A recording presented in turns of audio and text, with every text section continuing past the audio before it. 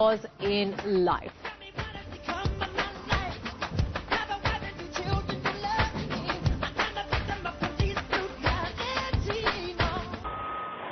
Much of his life was spent in the public eye, and Michael Jackson's final moments were no different. Paparazzi cameras recorded the ambulance leaving his mansion. On board, the pop icon, unconscious, not breathing. Paramedics used CPR to try to revive him on the short journey to hospital in West Los Angeles. There, crowds of people started to gather. The mood was one of back to town on his death. Emphasising the commercial nature of Michael Jackson's life, with T-shirts already printed up and being sold. Oh, absolutely, yes. I'd see some more coming now. People just must be knocking these things out, and they've got an eager audience here who want to remember Michael, and you know, they're selling them, you know, as quick as I can. I can actually see now somebody being moved on by the police, and he seems to be trying to offer the policeman a free T-shirt to avoid moving him on. But yeah, that's the kind of strange atmosphere we have down here. And interesting also that it seems to be much more of a celebration than of a mourning ceremony for the man that they are so dedicated to. It is like a giant party, and as your previous correspondent mentioned, we are on a university campus here. It's where the hospital is located, and you know, mingling with these devoted Michael Jackson fans are a bunch of students who, you know, just seem to be getting merrier and more animated the longer the night goes on.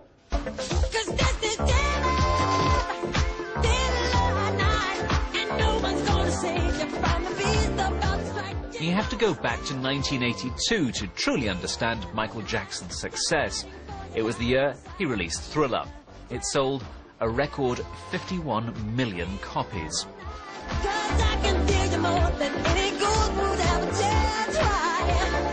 7 of its tracks went to #1, another record. He'd come a long way, and Robin.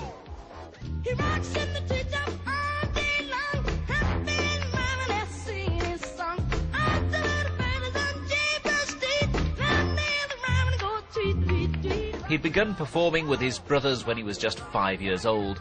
They'd been brought up in the steel town of Gary, Indiana, and by the late 60s, they'd become stars. Later in his life, he described his childhood as sad and lonely and claimed his father whipped and mocked him. But it didn't stop him performing.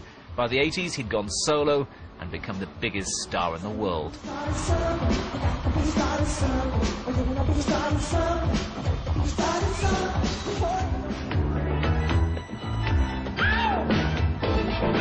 It was dance music with rock guitars, black music that white America was happy to listen to.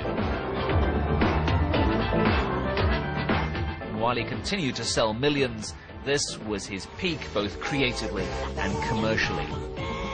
He even managed to outbid Paul McCartney when he bought the publishing rights to thousands of songs, including many by the Beatles. But increasingly, it was the man more than the music that interested people.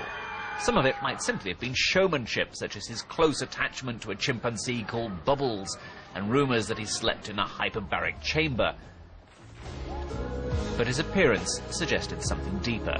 His face changed shape and colour. Some of it he put down to a skin condition, and he admitted to 2 facial operations.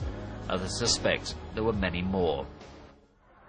And then there was his domestic life. He married the daughter of Elvis, Lisa Marie Presley. 19 months later, they divorced.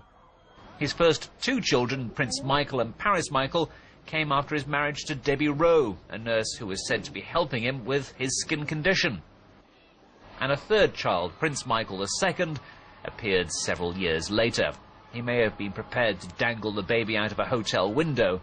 He was rather more reluctant to say who the mother is. Of course, throughout all this, he did continue to release records, but critically and commercially, he'd passed his peak. But it didn't stop him spending more and more money on the videos and recordings. Indeed, he became more famous for spending money than for making it. He'd become an odd-looking, middle-aged man whose favourite pastimes were water balloon fights and climbing trees. It was a world of celebrity friends, adoring fans, and endless legal battles. The child star without a childhood had become an adult rebelling against adulthood.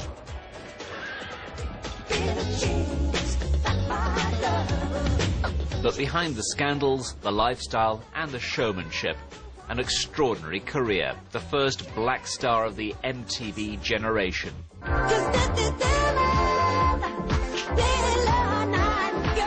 250 million albums, the most successful artist of the last 30 years. The mood there, some people celebrating Michael Jackson's life and, of course, his amazing musical legacy, others mourning his passing. But I think that what we'll see, Martine, over the next few days is a large outpouring of grief, and the controversial aspects of Michael Jackson's life will be obscured, overlooked in a sense. Well, I talked to Marlon Jackson, the older brother of Michael Jackson, earlier today, and he said he was simply devastated by the news of his brother's death. In fact, he found out because his daughter was watching television, and she saw the report, and she yelled at him upstairs, "Dad, they're saying Uncle Mike is dead." And Marlon said, well, surely that can't be the case. So he then called Frank DeLeo, who was Michael Jackson's manager. Then he finally reached him on the phone. Frank said, Marlon, we've lost him. He's gone. And that's when he got confirmation that Michael Jackson had indeed passed away. He said he was trying to reach his mother, Catherine, was unable to do so. And at that time, Frank told him that last night Michael Jackson complained of not feeling well. They then called Michael Jackson's doctor to his home in Los Angeles.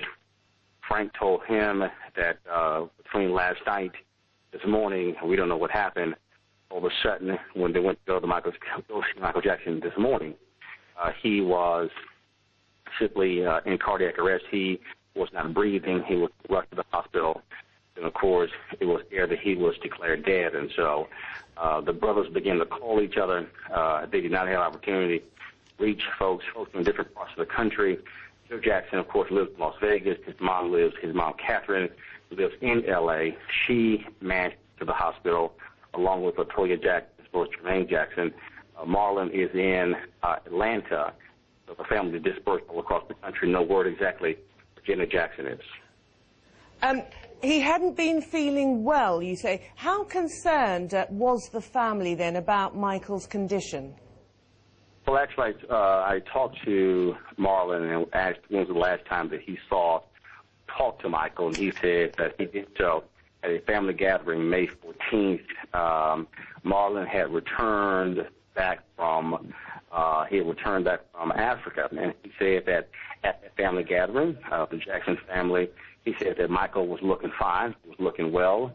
Of course, at the time, all over the summer, we heard reports the spring as well that Michael Jackson, he was in a wheelchair and he was extremely ill. Marlon said that was not the case. He was not in a wheelchair. He was walking around just fine. He was there with his children, enjoying the moment. And he said that was the case come May 14th. So, yeah, we heard those reports. I talked to a couple of folks who said that Lionel Richie saw Michael Friday or Saturday and said, man, he does not look well at all. And so that's what the latest reports were.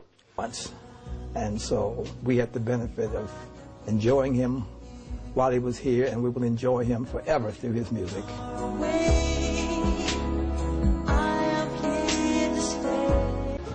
His face changed shape and colour.